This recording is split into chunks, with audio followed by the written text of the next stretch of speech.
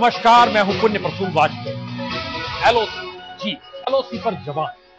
बात गणतंत्र दिवस के मौके पर है और ऐसे मौके पर इन स्थितियों को लेते हुए हमारे तमाम संवाददाता लाइन ऑफ कंट्रोल पहुंचे। हर दिल में देश को लेकर एक जज्बे की आग होती है। उस आग के मद्देनजर जवान जो तैनात रहता है सीमा पर, लाइन ऑफ कंट्रोल पर, दरअसल ये सरहद का मतलब सिर्फ सेना ही होकर रह गई है। उस तरफ भी फौज और इस तरफ भी फौज। स्थितियां विकट है। हमारे तमाम संवाददाताओं ने इन स्थितियों को नब्ज पकड़ने की कोशिश की, लेकिन हम दरअसल शुरुआत करेंगे आज उस राष्ट्रीय गीत से जिसे आज तक ने खास तौर पर आपके लिए रचा है। जरा सुनिए, ये पहले आजादी से पहले हर दिल में मचलता था, धीरे धीरे लोग भूलते चले गए। अब उत्सवों में या फिर समारोह में इसकी गूंज होती है, लेकिन इस मौके पर यह खास आज तक की सौगात आपके लिए।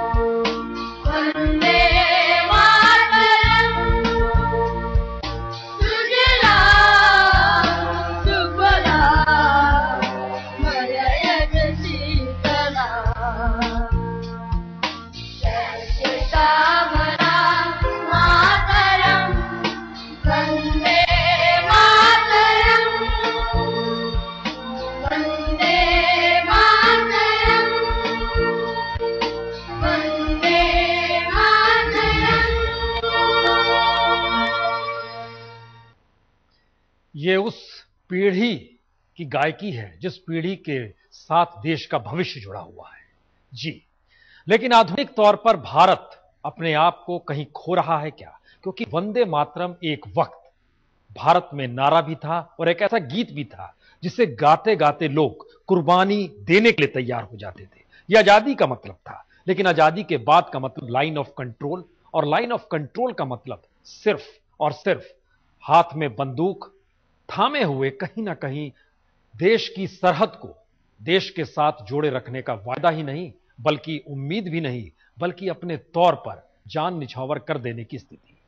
आज तक ने खास पेशकश की और यह कर रहा है इस रूप में कि दरअसल हमारे संवाददाता पाकिस्तान से लगी नियंत्रण रेखा पर तैनात हजारों सैनिकों की हिफाजत में जो मौजूद रहते उनके बीच चले गए। गणतंत्र दिवस के मौके पर आज तक लाइन ऑफ कंट्रोल पर पहुंचा। हम आपको लिए चलते हैं कुपवाड़ा -15 डिग्री सेल्सियस। लेकिन उससे भी स्थिति यह है कि याद कीजिए 1947 में जब पहला आजादी के बाद भारत ने युद्ध लड़ा था, उस वक्त कबीलाई सेना और पाकिस्तानी सेना इस कुपवाड़ा से महज 5 किलोमीटर की दूरी पर थी। जरा चलिए वहां चलते हैं।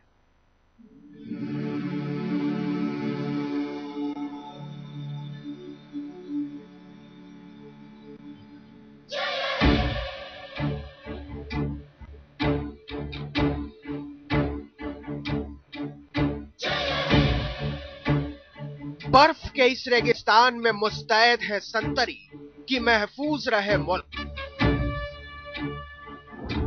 आंधी हो या तूफान, 24 घंटे जागती हैं ये आंखें ताकि आराम से सो सके हम। जब पानी भी जम जाता है तब खौलता है इनका लहू देश की आन की आंच पर।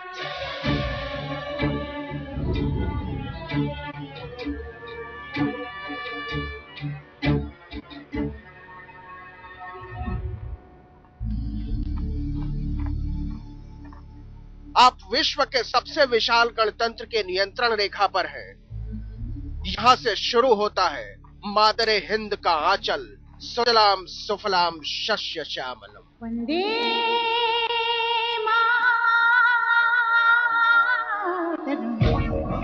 पाकिस्तान से सटी 550 किलोमीटर की इस नियंत्रण रेखा पर पलकों का झपकना मना है, क्योंकि इस बाढ़ के उस पार से बदनीयती की गंध आती है बारूद के चीथड़ों में लिपटकर।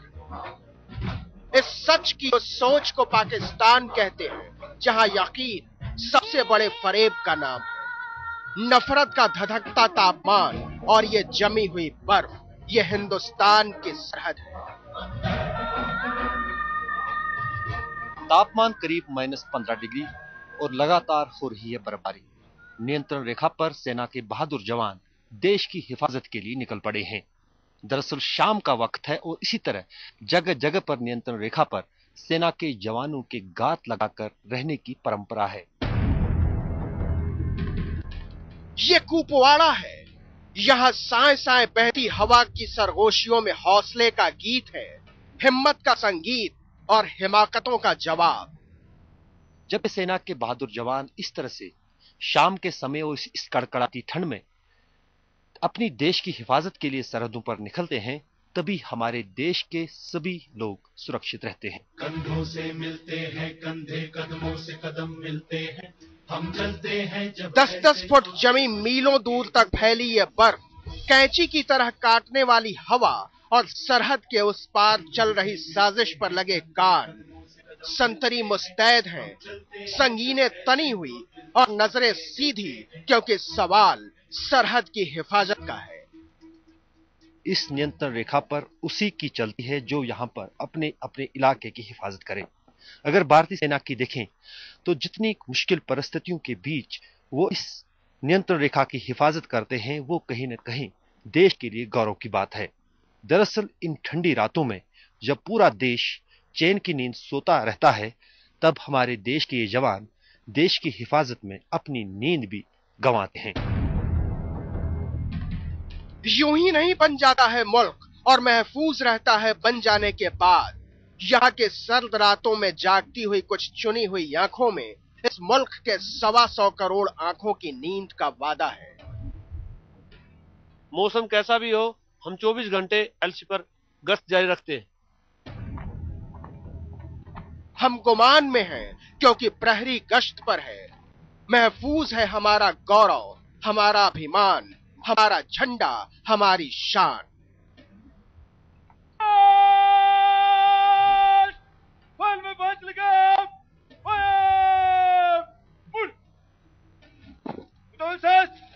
यह संसार की सबसे चुनौतीपूर्ण सीमा है। मौसम चाहे जैसा भी हो, यहाँ का मिजाज नहीं बदलता, रवायत नहीं बदलती, रंग नहीं बदलता, क्योंकि अनुशासन का नहीं, अस्तित्व का सवाल है। ये सैनिक दुश्मन की हर चाल को समझते हैं, जानते हैं उसके चरित्र को।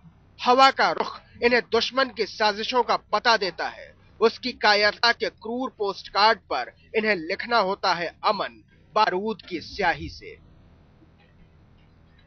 पुंछ सेक्टर में 8 जनवरी को पाकिस्तानी सेना की बर्बरता के बाद भारतीय सेना ने पड़ोसी के लिहाज की पर्देदारी छोड़ दी है। उस धोखे के बाद जवानों के धधकते हुए लहू के सामने इस चुभते हुए मौसम की मेहरबानियां हथियार डाल देती है। दरअसल पुंछ की घटना के बाद कहीं ना कहीं अब ये बात सिद्ध हो गई है कि हमेशा से सीमा पार बैठे आतंकवादी इसी फिराक में रहते हैं कि कहां चूक हो और वो घुसपैठ कर सके। उसकी हर एक कोशिश को विफल करने के लिए सेना के जवान इस तरह से सीमा पर मुस्तैद रहते हैं। इन कटीले बाड़ों के साथ चलते हुए ये कदम कभी नहीं रुकते, न झुकती हैं निगाहें और न थकते हैं निगहबान। सर्दियों के लिहाफ में लिपटी इन सूनी घाटियों में जिम्मेदारी जज्बात की गर्माहट का नाम है।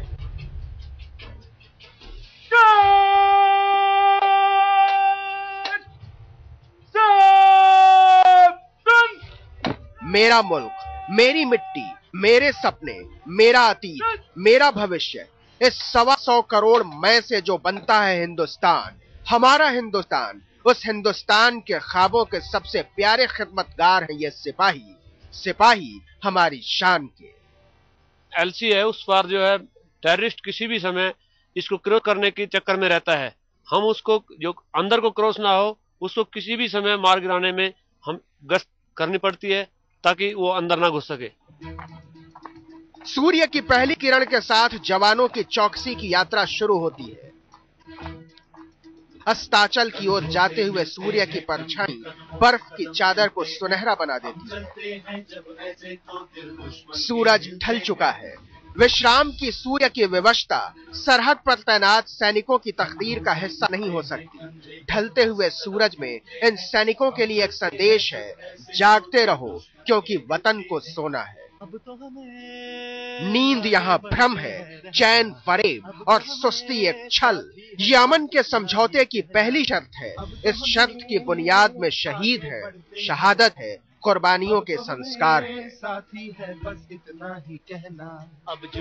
बर्फ से दबे देवदार की कतार के बीच से गुजरता हुआ हर सैनिक इस देश का देवदूत है।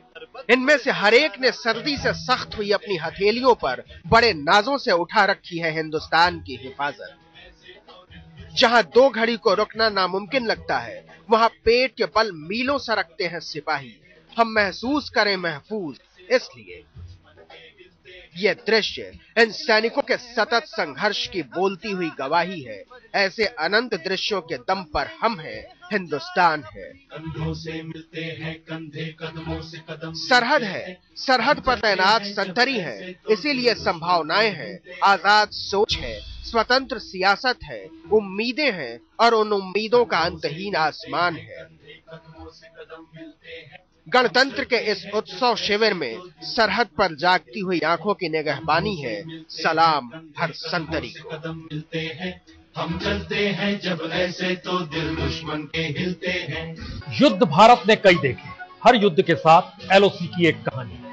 आजादी मिली तो चंद दिनों के बाद ही कहीं ना कहीं युद्ध की आहट कश्मीर में सुनाई दी। चंद दिन और बीते, उसके तुरंत बाद याद कीजिए उस दौर को जब भरोसा टूटा चीन को लेकर। यह एक दूसरी सीमा थी, यहां लाइन ऑफ एक्चुअल कंट्रोल बनी। उसके बाद 1965 के बाद 1971, लेकिन इन सब के बीच होते होते आज की तारीख में एक छाया युद्ध होता है। उस छाया युद्ध का मतलब सेना नहीं, कोई और भी होता है, उसमें आतंकवाद भी होता है।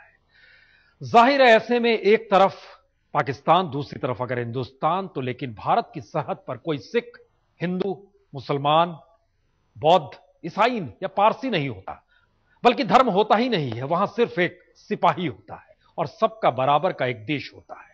तो कुपवाड़ा में जो हमने देखा, मौसम और दुश्मन के बीच खड़ा सिपाही, लेकिन इन सब के बीच कैसे वो एक साथ एकजुट होकर खड़ा रहता है, और उसका मतलब होता है एलओसी। जरा देखिए अशरफ के साथ।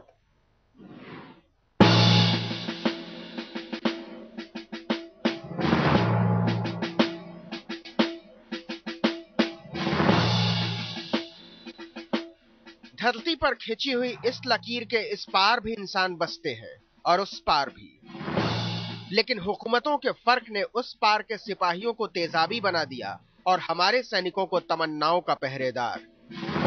एक बार वतन की वर्दी बदन पर चढ़ गई तो वही ईमान, वही पहचान। जय जनतंत्र के जज्बात की। रावण साहब, 40 15 बोल ज्वाला माता की जय। ज्वाला माता की जय। ज्वाला माता की जय। पीर बाबा जय। पीर बाबा की पीर बाबा की बोल शंकर भगवान की जय।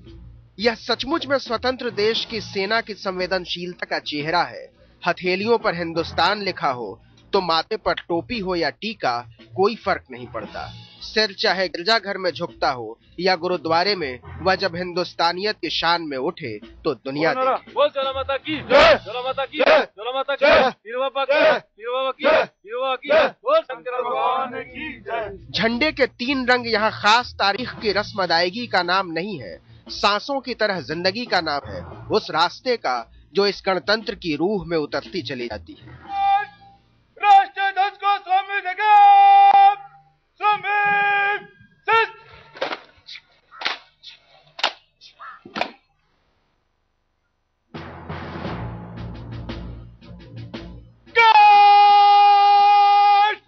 राष्ट्र ध्वज को स्वामी देगा, स्वामी सिद्ध।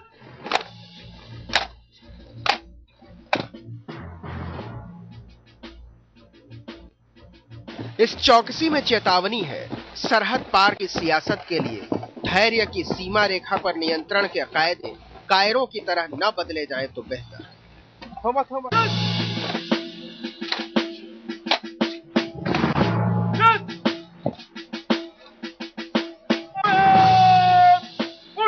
यह तैयारी इसलिए कि हम कविताएं लिख सकें, गीत गा सकें, विज्ञान के शोध कर सकें, अधिकारों के लिए लड़ सकें, सोच सकें, तरक्की के रास्ते पर आगे बढ़ते हुए देश के बारे में। जहां एक एक सांस के लिए संघर्ष है, वहां एक एक सैनिक की शहादत हमसे हजारों सवाल पूछती है। हम आपस में लड़ते क्यों रहे, लुटते क्यों रहे, लूटते क्यों रहे, पिछड़े क्यों रहे, पछताते क्यों रहे। मैगजीन ठीक है? एलएम जी ठीक है साहब। एलएम जी की मैगजीन ठीक। All correct. गणतंत्र की अगली सीढ़ी की ओर बढ़ते हुए आरजू के आसमान को ख्वाबों के नए परिंदों का इंतजार है। अशरफ वानी, कुपवाड़ा, आज तक। जब जब बात एलओसी की होती है तब तब जहन में सिर्फ युद्ध गूंजता है। लेकिन युद्ध का मतलब तो अब तक एक तारीख होती थी, लेकिन किसे पता था, यकीनन किसे पता था कि एलओसी का मतलब हर दिन का युद्ध हो जाएगा। दरअसल इस दौर में एलओसी का मतलब किसी भी जवान के लिए सिर्फ और सिर्फ उसकी नजरें दुश्मन को ताकती हुई, बैरल से निकलती हुई बारूद और इन सब के बीच घायल एलओसी। जरा रिपोर्ट देखिए।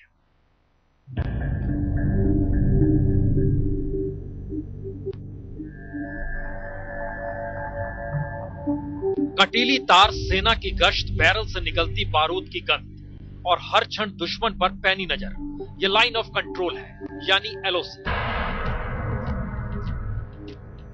यह 64 बरस पुरानी लकीर है। 1949 की आधी रात के वक्त खींची गई एक ऐसी लकीर जो आजादी के बाद देश ने पहले युद्ध के जरिए जानी। आजादी के महज 72 दिनों बाद ही 22 अक्टूबर 1947 को कबीलाई सेना के साथ मिलकर पाकिस्तान की सेना ने कश्मीर को जब लहूलुहान करना शुरू किया और उस वक्त राजा हरि सिंह ने भारत से मदद मांगी, तब तक कश्मीर घायल हो चुका था। लगातार 14 महीने और 10 दिन तक चले युद्ध के बाद 1 जनवरी 1949 को रात 11:59 पर जब समझौता हुआ, तब तक कश्मीर की खूबसूरत वादियों के बीच लकीर खिंच चुकी थी और समझौता भी यही हुआ, जो जहां है वही रहे। एलओसी की एक दूसरी लकीर 1962 में खींची। इस वक्त हिंदी चीनी भाई भाई के नारे का कत्ल हुआ और चीन ने भारत की पूर्वी सेना में घुसकर भारत की शांति नीति की धज्जियां उड़ा दी। यहां जब समझौता हुआ तब लाइन ऑफ एक्चुअल कंट्रोल यानी एलओएसी की लकीर खींचनी पड़ी। 62 में भारत का भरोसा चीन ने तोड़ा तो 65 में एक बार फिर पाकिस्तान ने एलओसी पर हमलावर दस्तक दी। आजादी के बाद पहली बार 1971 में पूर्वी पाकिस्तान में युद्ध की आहट के बीच भारत ने अपने होने का एहसास दुनिया को कराया और भारतीय सेना के जनरल मानेकशॉ की अगुवाई में 90,000 पाकिस्तानी सैनिकों को युद्धबंदी बनाकर अपनी ताकत का एहसास कराया। लेकिन बीते 3 दशक के दौर में एलओसी पर युद्ध की जगह आतंक, और घुसपैठ ने ले ली। यह छाया युद्ध था और छाया युद्ध से एलओसी बार बार घायल हुआ। युद्ध विराम भी एलओसी पार से टूटा और आतंक की युद्धक परिभाषा गढ़ते सीमा पार के सैनिकों ने आतंकवादियों के कंधे पर बंदूक रखकर चलाई। एलओसी पर इस नए युद्ध ने सैनिकों को संबंधों के आसरे बांधा भी और संयम में रहकर दुश्मन को सीख देते रहने की ट्रेनिंग भी दी। शायद इसीलिए आज की तारीख में एलओसी कटीली तारों से कहीं ज्यादा कटीला चला है। सेना की गश्त और बैरल से निकलती बारूद की गंध कहीं ज्यादा तीखी हो चली है और हर क्षण दुश्मन पर पैनी नजर कहीं ज्यादा चौकसी चाहती है, क्योंकि यही लाइन ऑफ कंट्रोल है, यानी एलओसी।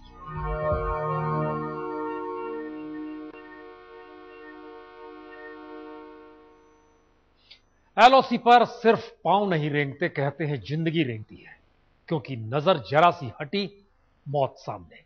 दरअसल जिस एलओसी पर हिंदुस्तान और पाकिस्तान के रिश्ते बनते बिगड़ते रहे, उन रिश्तों पर अगर आप टटोलना शुरू करेंगे तो पुंछ से लेकर राजौरी तक, या फिर बिल्कुल लाइन ऑफ कंट्रोल से सटे उस इलाके में जहां बारूद और गूंजती हवा में तोपों की गड़गड़ाहट हर का दिल तोड़ देती है, वहां पर हमारे संवाददाता पहुंचे। न सिर्फ पहुंचे बल्कि जवानों के साथ खड़े होकर उन्होंने देखा दुश्मन कौन सा खेल खेलते हैं। इस खेल को समझने और बुझने के लिए अगर हम आपको उस लाइन ऑफ कंट्रोल पर लिए चले और जरा समझने की कोशिश कीजिए किस तरीके से जवान हैरतअंगेज तरीके से अपनी जिंदगी के हर पल को जीता है, आप भी जीकर देख लीजिए।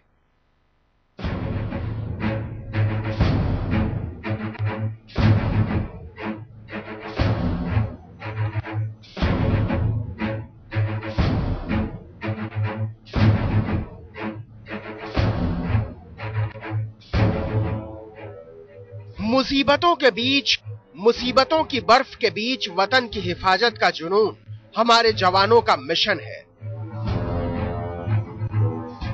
जटिल इलाके और बेवफा मौसम के बीच दुश्मनों को मुंहतोड़ जवाब देना इनकी फितरत है।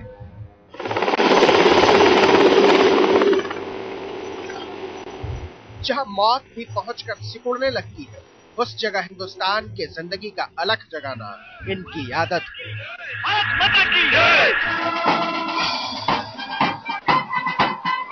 हमारी फौज की उस ताकत और शान का बखान राजपथ पर होता है, जो हमारी हिफाजत के लिए शून्य से नीचे लुढ़कते पारे के बीच मौत से अटखेलियां करते हैं। हरदम चुस्त और चौकन्ना रहने वाले ये जवान अपने सिर पर कफन बांधे फिरते हैं ताकि हमारी आपकी जिंदगियां गुलजार रहें। जिस लाइन ऑफ कंट्रोल पर पाकिस्तान बीते 65 साल से बार बार आउट ऑफ कंट्रोल होता रहा है, वहां पहुंचना आसान नहीं है। आखिरी पॉइंट तक जाने के लिए आपको कोई साधन नहीं मिलेगा, बल्कि कुदरत की कठिन परिस्थितियों से लड़ते हुए पैदल ही ऊपर जाना होता है, जैसे आज तक की टीम पहुंची। शून्य से भी 10 डिग्री कम का तापमान और पाकिस्तान की ओर से लगातार हो रही गोलाबारी ने भारत पाकिस्तान नियंत्रण रेखा पर बसे गांव के लोगों का जीना दुश्वार कर दिया है। मौसम की मार तो शायद वो झेल लेंगे, लेकिन पाकिस्तान की खुरापात से वो कभी उबर भी पाएंगे, ये कहना मुश्किल है। अब आप कल्पना कीजिए कि अपने घरों में रहने वाले बाशिंदों के लिए जब कुदरत की मार इस कदर परेशान करती है, तो उस हाड़ जमा देने वाली ठंड को खुले आसमान के नीचे चुनौती देना कितना मुश्किल होता होगा। लेकिन इस मुश्किल को वतन की हिफाजत के लिए हमारे जवान बेहद आसान बना देते हैं। उनकी चौकन्नी निगाहें नियंत्रण रेखा के उस पार बैठे दुश्मनों पर नजर रखती हैं और बंदूकें उनके नापाक इरादों को ढेर करने को बेताब।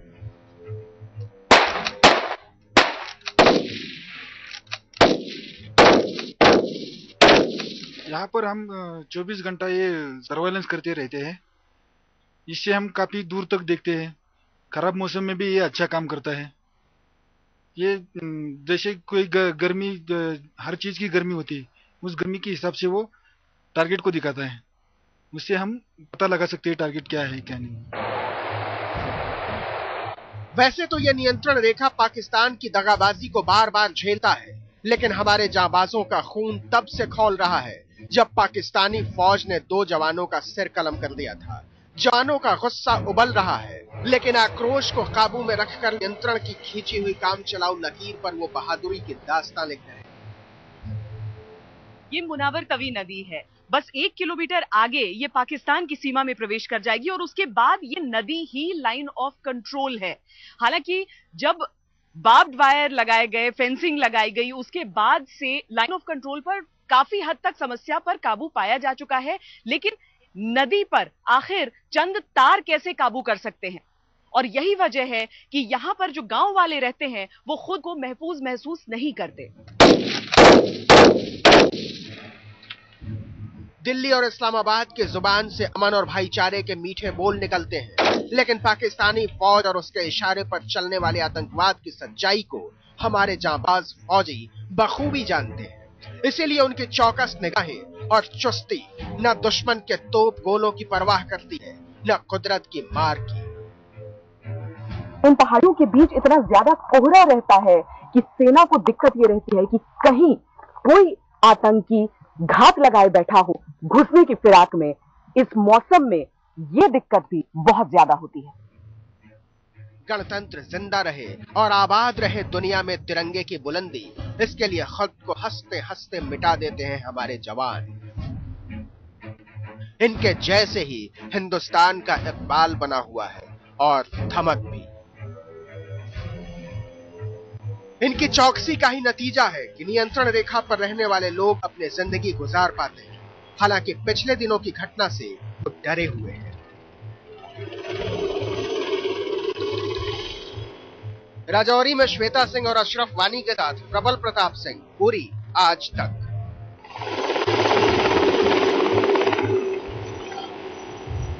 युद्ध तो हर के जहन में है, कई युद्ध भारत ने देखे, जनता जानती भी है, लेकिन कुछ ऐसी जगह है जहां युद्ध नहीं बल्कि एक ऐसा तनाव एक मौके पर पैदा किया गया जिसने युद्ध की आहट दे दी।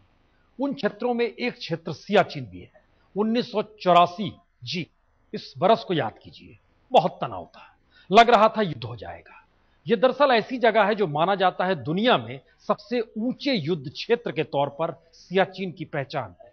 वहां पैदल चलना तो दूर की बात है, टिकना भी आसान नहीं, लेकिन हमारे जाबाज या कहें जाबाज जवानों की बदौलत वहां भी तिरंगा शान से लहराता है, पूरे शान के साथ। इस वीराने में लहराता ये तिरंगा बता रहा है कि सरहद का कोई कोना हिंदुस्तान के लिए बेगाना नहीं है। ये सियाचिन है, हिंदुस्तान और पाकिस्तान को बांटने वाली नियंत्रण रेखा से सटा हुआ इलाका। यहां पहुंचना बहुत मुश्किल है, लेकिन इस मुश्किल हालात में यहां से दुश्मनों के नापाक इरादों का मुंह तोड़ जवाब देते हैं हमारे जाबाज। इस चीज का हमें फख्र है कि हमें अपने देश की रक्षा के लिए यहाँ पे मौका मिला है।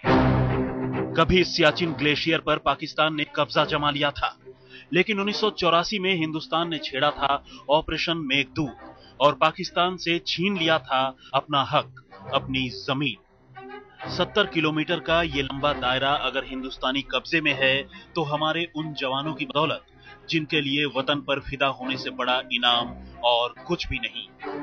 जिस बंदे को ऊपर जाके देखने का मौका मिलता है तो उसको अपने आप को गर्व महसूस करता है कि मैं यहाँ आने के बाद में, कई लोग ऐसे भी हैं हिंदुस्तान के अंदर जो ये इलाका देखे बगैर ही खत्म हो जाते हैं, लेकिन हमारे को ये, हम खुश और गर्वशाली है कि हमारे को ये इलाका देखने का मौका मिलता है। अमर जवान की जलती जोत हर हिंदुस्तानी की रगों में देशभक्ति की चिंगारी भर देती है। ये वो लौ है जिससे हिंदुस्तान के गणतंत्र को पिछले 62 साल से रोशनी मिल रही है और जान से भी प्यारे तिरंगे को खुले आसमान में लहराने का हौसला। आज तक ब्यूरो। इतिहास के पन्नों को टटोलिएगा तो सियाचिन के साथ आपको जनरल मुशर्रफ का भी नाम मिल जाएगा, याद भी आएगा। ज़ियाउल हक के दौर की बात, और मुशर्रफ साहब वहां तैनात थे। इसका जिक्र उन्होंने लाइन ऑफ फायर अपनी किताब में भी किया है। बहरहाल, लेकिन यह जिक्र इसलिए क्योंकि हिंदुस्तान में एलओसी का मतलब सिर्फ सरहद नहीं है, बल्कि गणतंत्र और स्वतंत्रता को सुनिश्चित करते हुए जवानों की तैनाती का एक एहसास भी है।